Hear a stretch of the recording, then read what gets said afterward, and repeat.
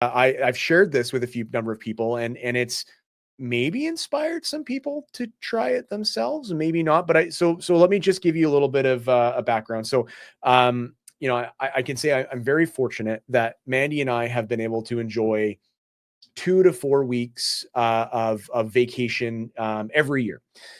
However, they have always been in 1 week chunks. And again, I don't want to seem ungrateful. I think my privilege is showing, but I just acknowledge the fact I'm lucky to be able to travel.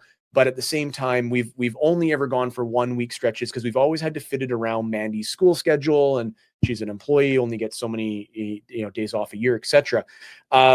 So this was my first ever 2 week stretch at a single location that was truly a vacation.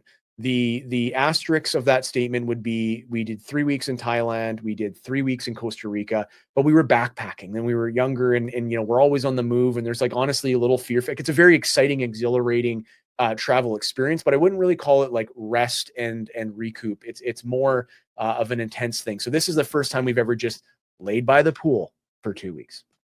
And that is one of the two key ingredients I think that made this such a special experience for me. I can say, this is not hyperbole. I don't know that I've ever felt more well rested in my working career than I do now. I've been working since I was 13 years old at Jordan's Flooring all the way till 20. And then in real estate from 21 years old, and I'm now 37. I actually don't know that I've ever felt as restored as I do, which is not meant to be a flex. It's meant to hopefully maybe inspire you to consider doing something like this yourself. One of the things that I did was go away for 2 weeks. Now, the other thing that I did is I actually left my phone like literally on my kitchen counter at home, not by mistake either. I actually left it at home. I'm going to be making some content to show you a couple things that I did that I think made a big difference for us, including for all my iPhone friends. I was taught how to set a texting autoresponder on my phone that when someone would text me, it would send them an autoresponder, just like I could set up on my email or anything like that. That was always the missing piece for me about wanting to leave my phone on. Now, it failed about 10 days into my trip because your phone has to be on. I didn't plug it in. So when my phone died, my text autoresponder stopped sending. But it's still a very cool experiment because for the first week of my trip, if you text me, you would have got a immediate response saying I'm away until this time. So we brought our burner phone, which is an iPhone 10, I think, and it has I call it my dumb phone, not my smartphone. It had Uber, Safari. I'm a Google Chrome guy, so I'm on Google Chrome on everything. I am purposely use Safari so that it wouldn't connect to anything. Like I had WhatsApp only to connect with our Airbnb host and maybe a few local businesses, and that was it. You'll note notable omissions: email, text, phone, Instagram, Facebook, TikTok, YouTube. Specifically did not have any apps that scroll because 100% team, scrolling apps are designed to be addicted.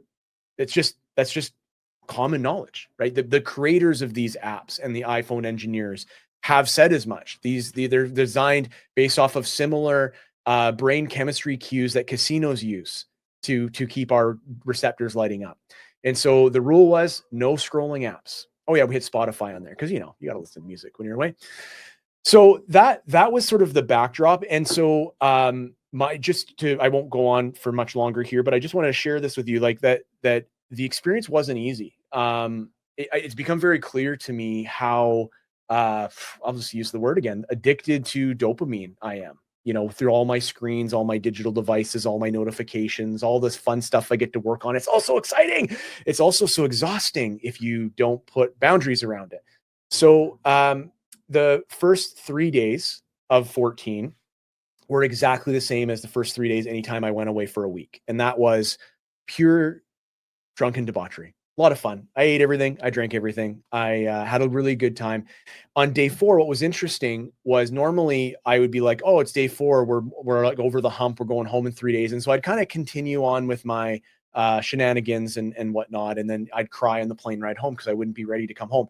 In this case, I realized on day 4, I'm like, holy crap, I'm here for another 10 days. I can't keep going like this. This would not be sustainable. So I throttled back. And the next 3 days were probably the hardest 3 days because I wasn't distracted by having such a good time and drinking and eating and all that stuff. But I also didn't have my phone. And so I was forced to spend a lot of time thinking and just being in my own company. And it was not always easy. In fact, I felt quite anxious, though, whether that's alcohol induced anxiety or just the the untetheredness of not being distracted. Because I think whether it's watching TV or drinking or doing activities or being on your phone, it's really, to me, it came down to escapism. And they're all forms of escapism. So to genuinely lay by the pool um, for 2 hours with background noise, music and stuff, but not be like chained to my phone or device or something, was really hard. And then by day 8, um, it became less hard and actually became pleasurable. And what was very interesting is I've heard for years this kind of like old adage, like, oh, you don't relax until the second week of your vacation. And I was like, yeah, whatever. I hate to report that my experience, at least, is like that's kind of the case. I kind of relaxed. And I didn't realize what that felt like until I experienced it. Then I had some miraculous, amazing days from day 8, 9, 10, 11, and then something happened on day 12. I wanted to come home. That was really weird because, as I said to you in the beginning of this Coach's Corner, I have been fortunate enough to go away, say 3 or 4 weeks a year, but always in 1 week chunks, which, by the way, I'll still do lots of 1 week chunks when I can get them. You got to take what you can get. Having said that, this 2 week thing hit different. And I feel like from a mental health, emotional health, physical health, all the healths, it's almost a prescription that I need to write myself. And I would encourage you to consider writing it for yourself as well. And this is the hard part. It's not just the time, it's the disconnection. Because if I was sitting there watching you guys do your thing back home, on Instagram and Facebook and all that, am I really away?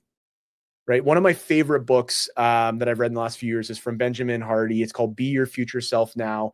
And he talks, no, it was it 10X is greater than 2X. It's one of those two books, but he talks about this idea of psychological detachment from work. And I think that that's what I was able to practice. And it did feel like rehab for workaholics, right? Not for alcoholics, because we were definitely drinking lots of margaritas and Coronas and stuff. But it was a very restorative experience. And by day 12, I was ready to come home and excited to come home. And I don't know that I've felt that way before. And I still had 2 more days to go, which actually I started feeling a little antsy. You can only answer the question, what do you want to do for dinner tonight, as the big question of the day so many times before it becomes a little, I don't know, passe.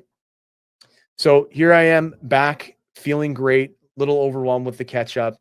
But I wanted to share this experience with you in hopes that you would consider giving yourself the gift of your presence for an extended period of time.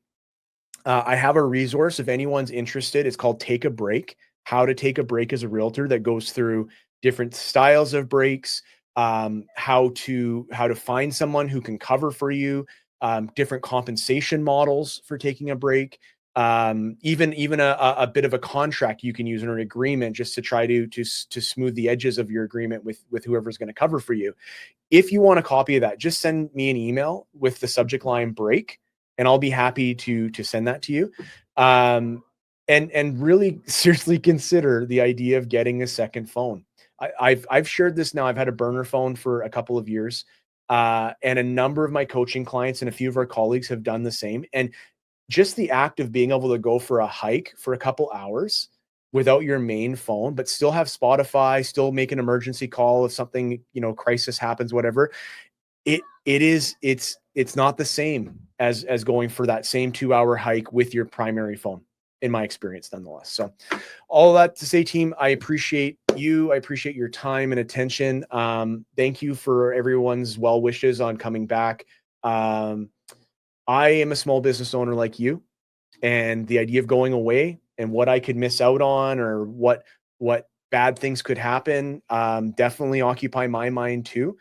And I just want to say thank you for everyone's support and kindness and enthusiasm around me taking a break. And I hope that your clients will give you the same type of encouragement when you tell them you're taking a couple weeks off.